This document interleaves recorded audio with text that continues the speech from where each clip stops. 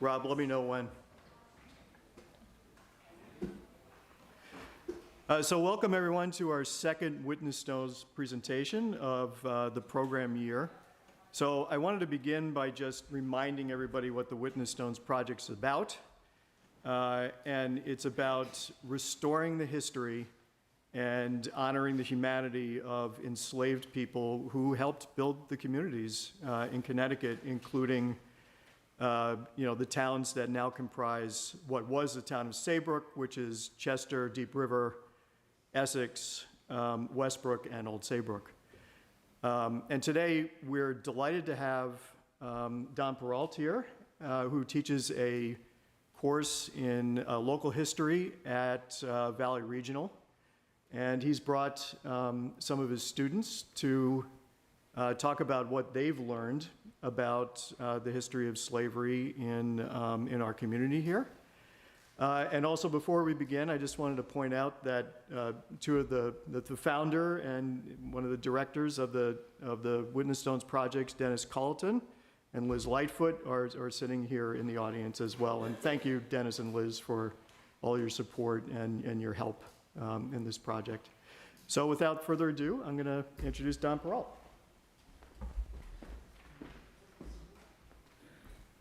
There we go. Can you hear me?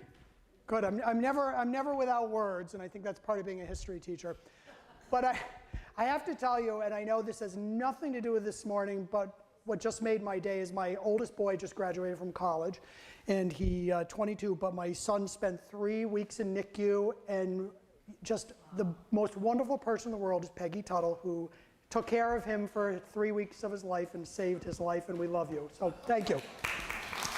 So anyway, this is a great project. I don't remember exactly when I was first contacted about this because I've had a little bit of experience looking at the slaves of Saybrook and the lower Connecticut River Valley.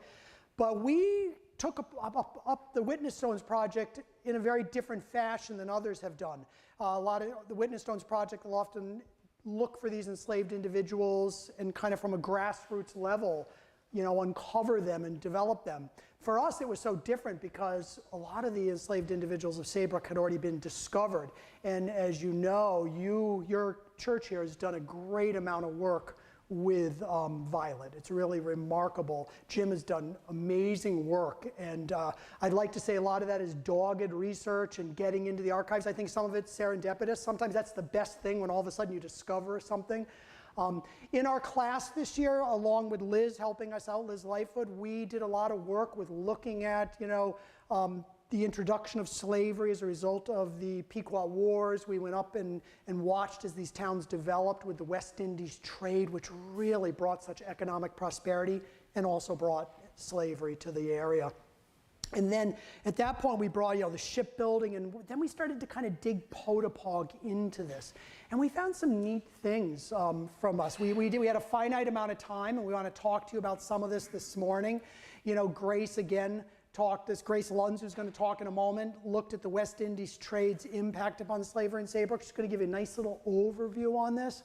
Then Lily Fries went into, she looked at her and Quentin Barron looked very specifically at some of the bios, and Lily focused on your two people here, Noah Scoville and Timothy Starkey. So she's going to tell you a little bit about them. Quentin, who couldn't be here, I believe it was a track meet or something this morning, I don't remember. Yeah, something got in the way. So I'm going to give you a little bit of an overview of where he looked at those individuals that were working alongside Timothy Starkey and Noah Scoville. And then Allison McLoone looked very closely at an individual named John Kirtland, who has connections to our Violet and some of the things she found. Alexa Clark did great stuff. It's amazing. She actually took some of Don Malcarney's work and she created a map of Essex in 1800. So this is the world of Violet. And then at the end, Kenda Costello did an interpretation of Violet because we don't know what she looked like. We know very little about her. Our whole mission for us was, again, since we weren't taking the enslaved individuals from the bottom up, what we were trying to do is recreate the world Violet lived in, to try to bring some humanity to her. For historians, we often call this working in negative space. So this morning, thank you so much for letting us come and share this with you. And to start, Grace, why don't you come on up, and Grace is just going to read. We don't have anything to come up here on the screen, but Grace is going to read a short piece on West Indies trade. Speak into that microphone. Can I move the pedestal? You can move that. Right behind you. Perfect. So my project was on the history of the West Indies trade and its impact upon slavery in Saybrook. Within the growth of the young towns of Saybrook, now Essex, Deep River, Chester, Old Saybrook, and Westbrook, there was a period of time that influenced the development of the towns greatly. The participation in the West Indies trade in the 1700s and early 1800s was the reason for this development. Within this growth and success, the voices of the unsung contributors who were the key components to this economic advancement were lost. The men who had been enslaved by men. These enslaved individuals who were skilled craftsmen, businessmen, and managers of the households were the reason that Saybrook thrived. Participating in the West Indies trade routes opened up a need for workers.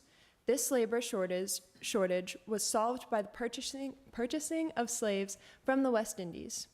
As trade grew, the number of slaves increased greatly. In just 10 years, from 1730 to 1740, Connecticut increased its slave population by 57%. Ships left the Connecticut River regularly for the voyage south. Cargo going to the West Indies would often include goods such as livestock, vegetables, lumber products, breads, and fruits. They were often traded for, quote, rum, sugar, molasses, wines, liquors, tropical fruits, slaves, etc., end quote. The enslaved individuals brought north were sold at ports all over New England. An example is the merchant Jonathan Warner of Chester. Many of us know his house as the large, beautiful colonial on Route 154 near the Chester Fairgrounds. Jonathan was part owner along with Gideon Lee of the brig Matilda. She was built in Chester at the Lee and Buck building yard. It is noted that upon the return from Havana, her cargo included the, quote, sale of 3 Negroes on March 7th, 1797, end quote. Another such example were the Harts of Old Saybrook, who owned a few household slaves from Africa. The records show that one little girl was purchased at a slave auction that was held periodically at the corner of the Boston Post Road and Main Street, next to the Humphrey Pratt Tavern. This site is today directly across from the Old Saybrook Congregational Church. In order for the West Indies trade to continue, ships needed to be built, and shipbuilding thrived as trade increased. Slaves were indispensable in the maritime industry, upon which so much of Connecticut's economy depended. The shipbuilding trades relied heavily on enslaved individuals as sailmakers, rope makers, caulkers, shipwrights, and anchor makers. Without their help, the West Indies trade would not have been as profitable. Enslavement was critical to the thriving economy of Saybrook and its reliance upon West Indies trade. Two notable slaves, very much lost to history, that helped with the shipbuilding were Dick, slave of William Mitchell of Potapog, and Dick, slave of Gideon Lee of Chester. The Connecticut Current had advertisements for these two slaves after they ran away. What was described in the advertisement implies that they were involved with shipbuilding and trade through the seas. The advertisement said, quote, all masters of vessels or others are forbid harboring or carrying off said negre on penalty of law, end quote. West Indies trade flourished in Saybrook through the 1700s. It is not unimaginable that if one walked down Main Street in the village of Potapog any time in the 1700s, they would have seen enslaved Africans working in the shipbuilding yards, the blacksmith shops, sail loft, rope walk, or working at the wharf loading the ships as they prepared to trade with the West Indies. Further, many men who became wealthy as a result of this trade had enslaved individuals working in their homes as domestic servants. Their high status as West Indies traders was clear for all to see. The economy of Potapog and all of Saybrook flourished as a result of this trade. Unfortunately, the voices of those enslaved individuals who made so much of this possible have been lost in history. Thank you.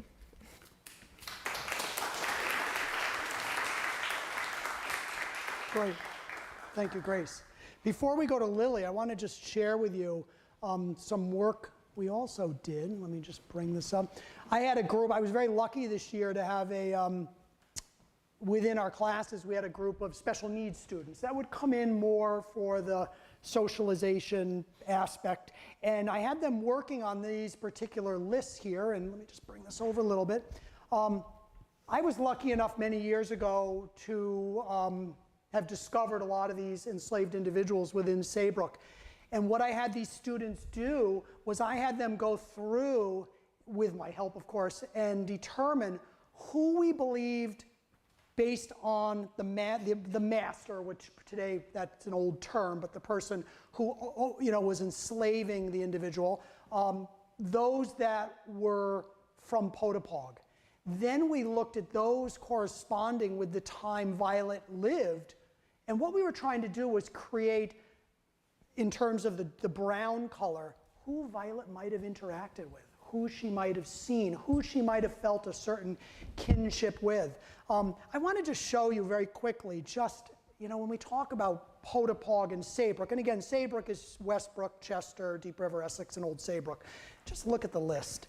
And you can see then the colors. I mean, it's amazing when we look at the brown, those are the individuals that are connected, like in this particular case of CPO, this Negro boy, as he's listed in the record, he's from the same time as Rose, and he's also direct, John Kirtland right here in Potapog. So it's great to see who, again, Violet would have interacted, but the list is endless. I mean, you can just see the amount of individuals, and again, the amount of people that our Violet would have been in contact with. Yeah, it's really, when you look at the list, you think, and someone once said to me, kind of questioned me and said, well, how do you think some of these were free individuals? And I don't think so, the vast majority, because they didn't want free African Americans living amongst enslaved individuals.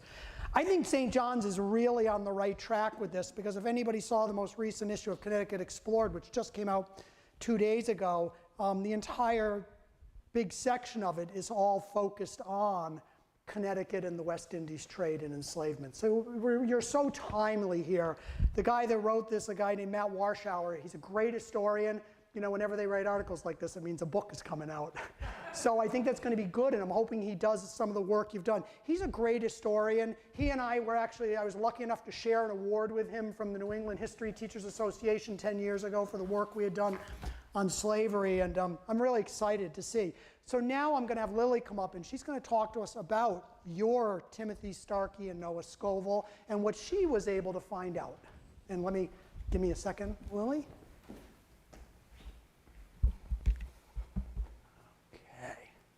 Can do this.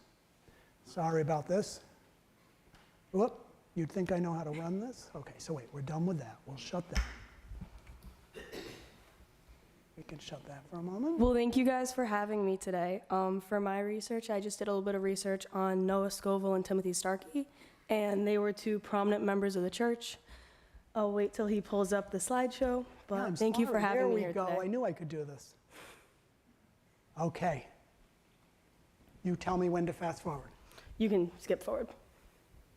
All right, so the first person I did some research on was Noah Scoville. Noah Scoville was born on June 27, 1765. In his lifetime, he became a successful ship captain, merchant, and father. He was the son of Timothy Scoville and Jeremiah Porter, and in 1783 married his wife Abigail Gunn.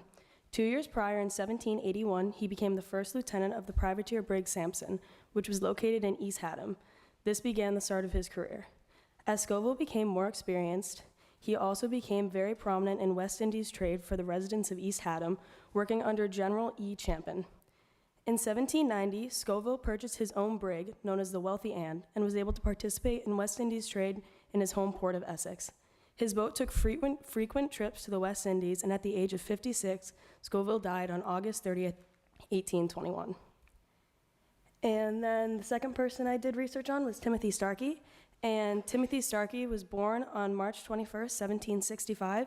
He and his wife, Mary Ann Hayden, who had 2 children together, would later carry on their legacy.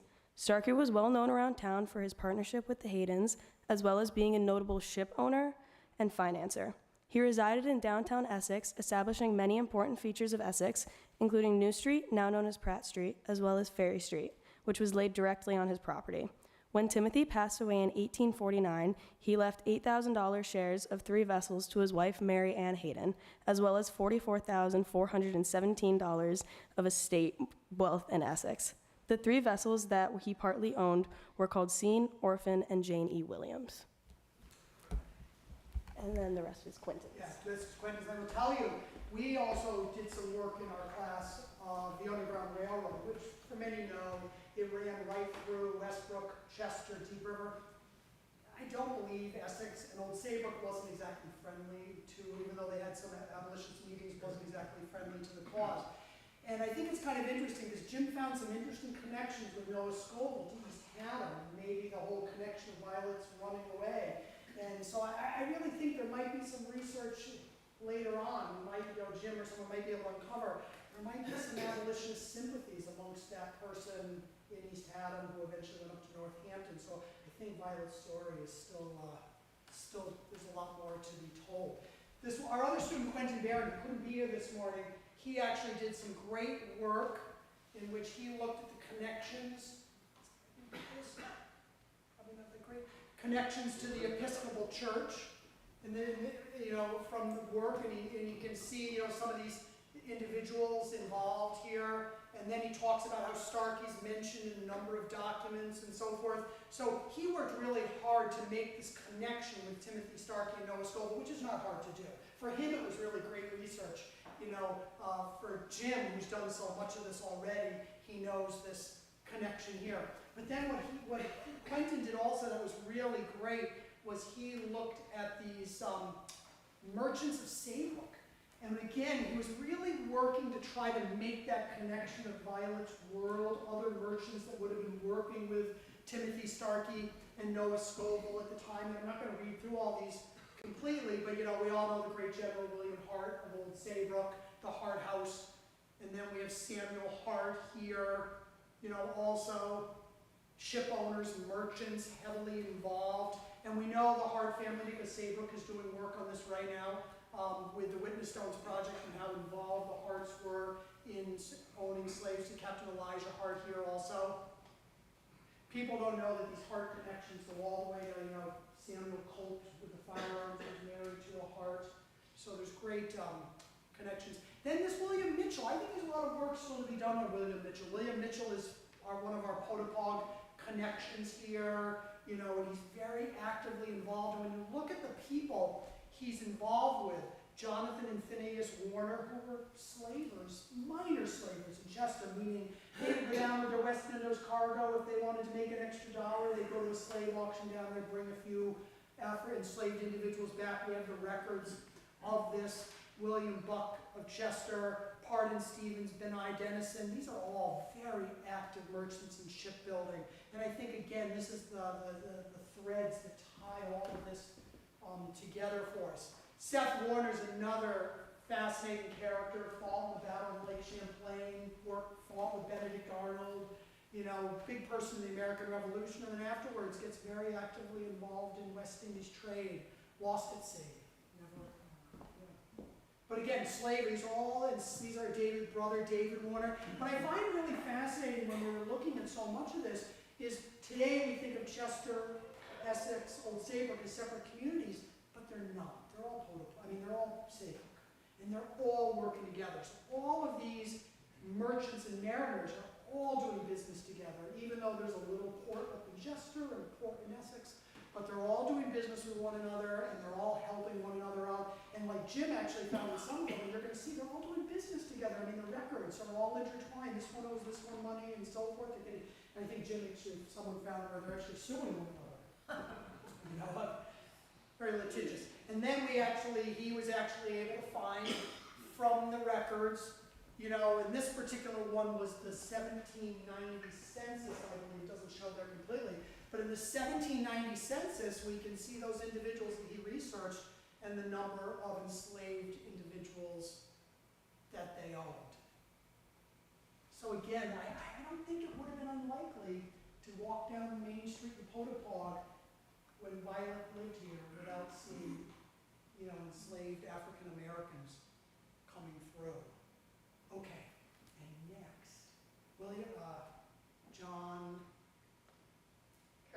Kirtland, draw the blank. Give me a second. So what Allison did, what's really cool, is, hold on, sorry about this. Before Allison gets started, let me just tell you, Jim had found this great connection between, and I'm just going to put this one up, Allison, found this great connection between John Kirtland of Potapog and our Noah Scoville. And John Kirtland seems to have his fingers in a lot, and Jim had done a lot of work on him, and Allison decided to see what she could find.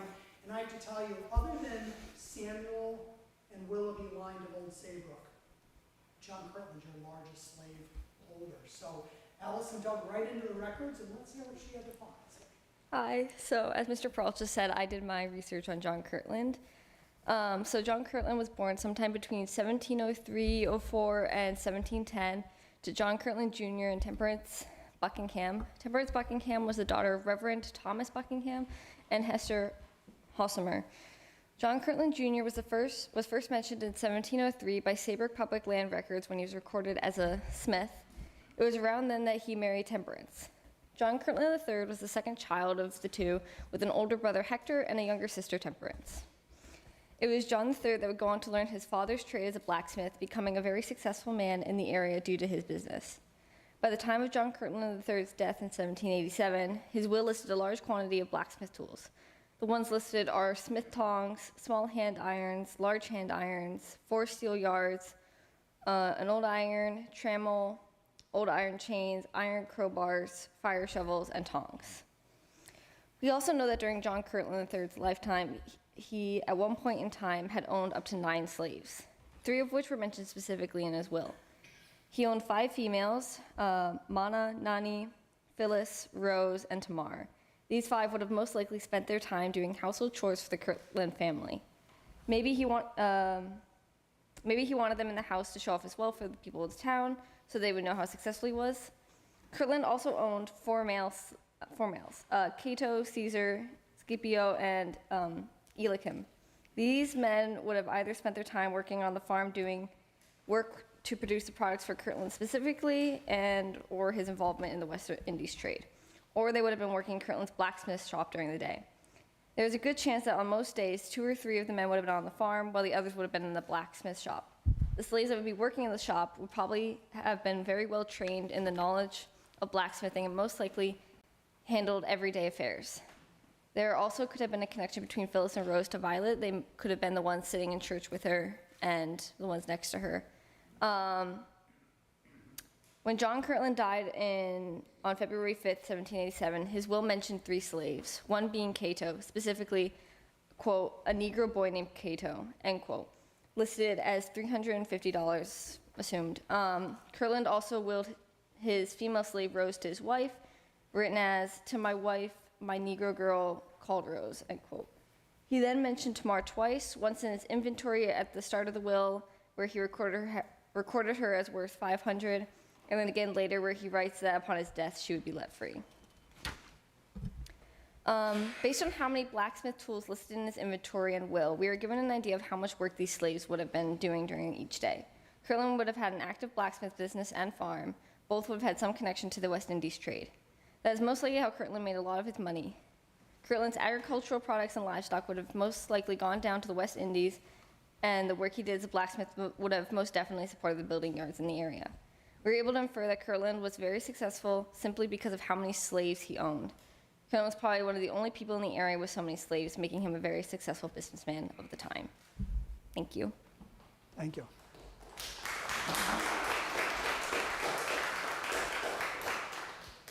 You know, we're going to take on, we're going to teach this course again next year and most likely continue with the Witness Stones project on some of this work. I think John Kirtland is really, there's more to be done here. Jim, I think it was interesting, Jim had actually found the fact, where is Jim?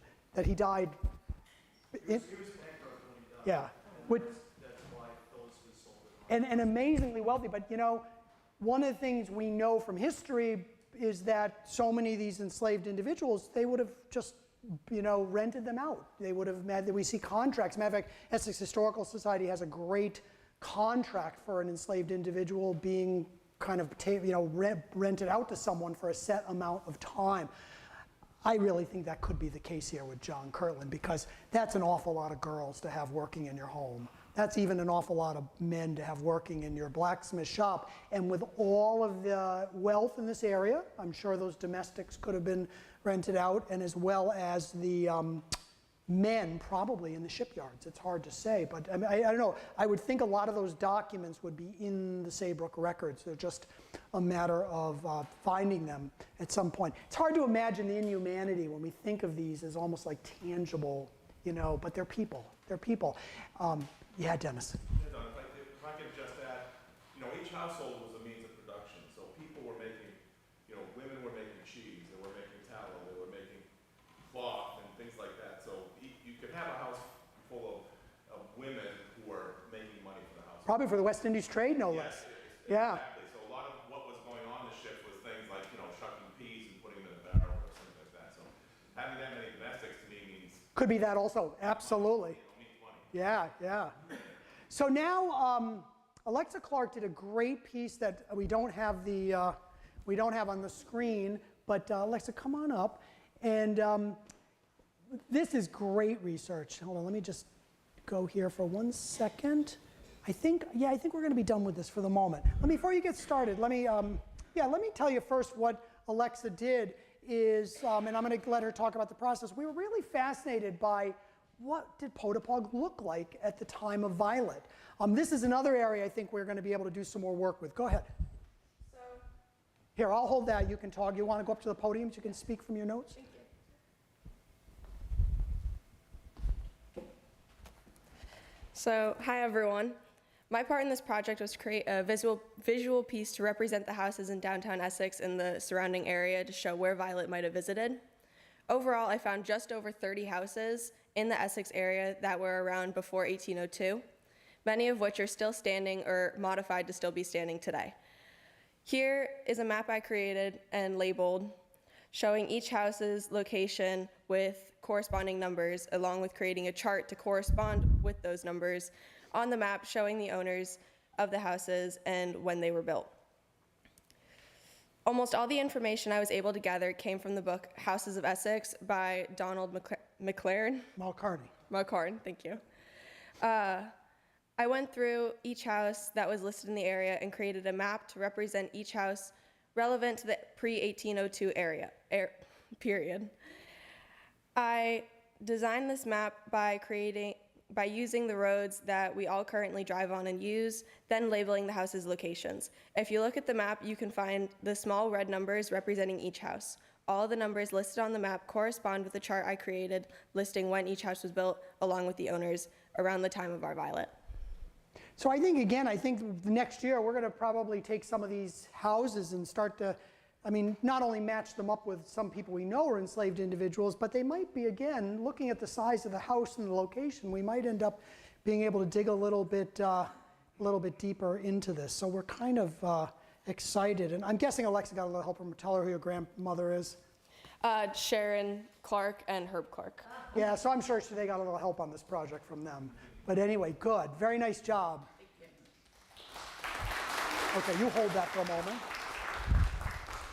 And our last person, I have to tell you, when I had originally worked with Liz, I had said with Liz, she said, well, people have done artistic, creative things. And I was like, I don't think we have any of those kids. But boy, did I underestimate that one. So come on up. And Kendall did you're going to love this. It's going to be a little bit hard to see, but you can all see it later. But why don't you go up on the podium and you can tell us about that, and I'll hold this for you. And so anyway, a small little piece here you can see, and I'm not going to steal her thunder, so go right ahead. Okay, so I did Interpreting Violet Through Art, and this was kind of a challenging project because nobody really knows what Violet looks like, and we don't know a lot about her life, so this became a very creative project that I had to do. So my painting has some different pieces to it, which almost all connect to Violet and her life. So first I painted the background as a light purple because even though no one exactly knows where the name Violet came from, it is what everyone knew her by, and now what we know her by. And then I moved on to her silhouette of Violet, And I used a lot of runaway slave ads and other documents that reference Violet. Again, no one really knows what she looked like, so creating Violet had to be more out of the box. I believe using documents of her as her silhouette was important because it displayed her from the outside as like most people knowing her only as a slave, and she was like so much more than that, and like there was a lot of depth, but from the outside people only knew her as that. And then Violet is holding out her hand as a bird is flying away.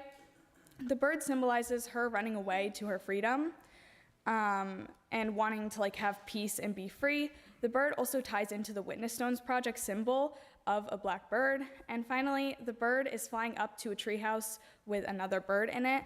I wanted this to represent Violet possibly running away to her brother's house. While this is not a proven fact, some predict that that was the direction she was headed. This shows that she did have family to go back to and just wanted to live a like happy, free life, living and seeing her brother. Beautiful.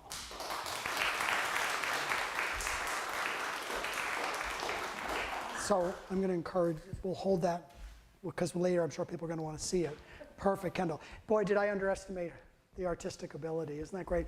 I think it's great ending with that piece because, you know, I would like to believe Violet's here with us this morning on this beautiful morning, nudging us in the direction to understand more of who she was, the humanity of who she is.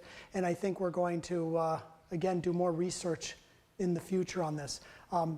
You guys started this project. Thank you very much. Your church. It's really great. We're going to continue the work, and these guys did a great job. Thank you.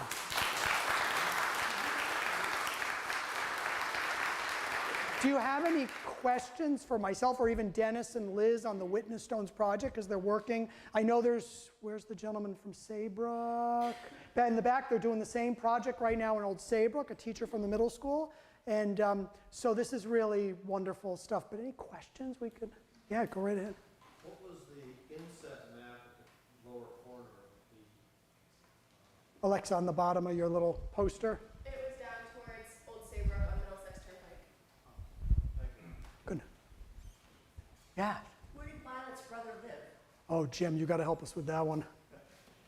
So I think he lived in East Haddam, in the Millington section, which is a little bit further east, and worked for, was enslaved by a man named Jones. And right before Violet escaped, in 1801, they moved up to Northampton. And I assume they took her brother with them. And part of the whole negotiation to get Violet to come back to Essex was Scoville offering to purchase her brother's time so that they could live together. So my assumption was that he went up to Northampton with Captain Jones. Can I just add to that? So I was doing some research for another project and discovered that William Edwards, to whom Violet fled, had for a year been effectively an apprentice tanner to David Spencer in East Haddam. So there's a really interesting connection there. And furthermore, Sonny Freeman, upon his freedom, who was a musician, you all played this remarkable music here at your installation. Sonny Freeman, when he was initially freed after having been enslaved moved to East Haddam too. So I think it's an interesting thing that was perhaps going on in East Haddam. I'd like to hear more about that. I have to tell you, when Liz came in and worked with my class and shared a lot of Jim's documents and interpreted many of them, and boy, I got to tell you, you read those letters, and I'm probably reading more into it than I should, but I get the sense that Noah Scoville was just seething, not getting back Violet. I mean, you could almost feel it. And I think your picture captures some of that in there. Any other questions for us? Okay, thank you very much. Do you want to wrap up, or Jim, or anything, or? Well, so this is the second of our presentations this year. There's more to tell, and I'm definitely looking for anybody in the congregation who is interested to work on this for next year.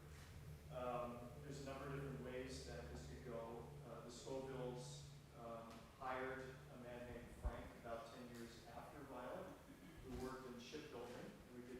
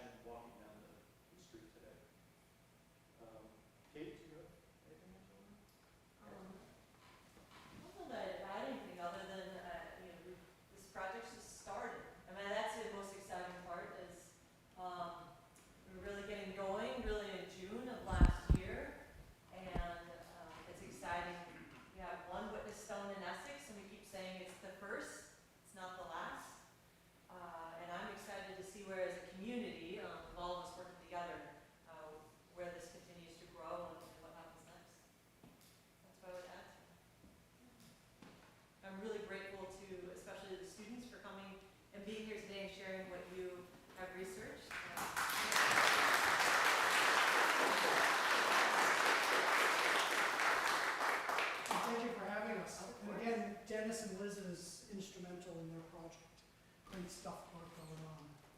Thank you very much. Can I talk to the students going on up? Let's take a look at Kendall's great picture. Thank you. I hope we can get an image of both, the interpretation and that. Well, they're for you to keep. They're yours. Oh, really? Yeah, Kendall's pictures for you for the church. Thank you. I'm giving you away for $200. I just want to say one other thing, which is that if any of you are interested in learning more, this afternoon at 4 p.m., Dennis Culleton and Pat Wilson-Phoenix, the Livingstone Sport Chair, will be speaking at Essex Meadows. You do need to register because the seating is limited and I don't know kind of where it stands, but if you go to their website and look for events, you'll find it there and you can register that way.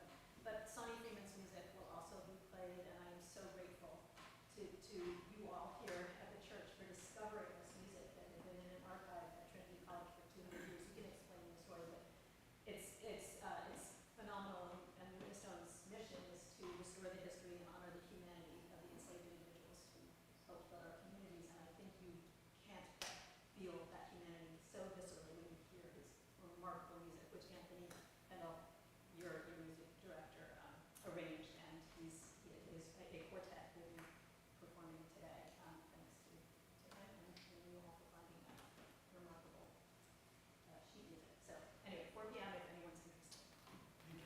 Good. Thank you very much.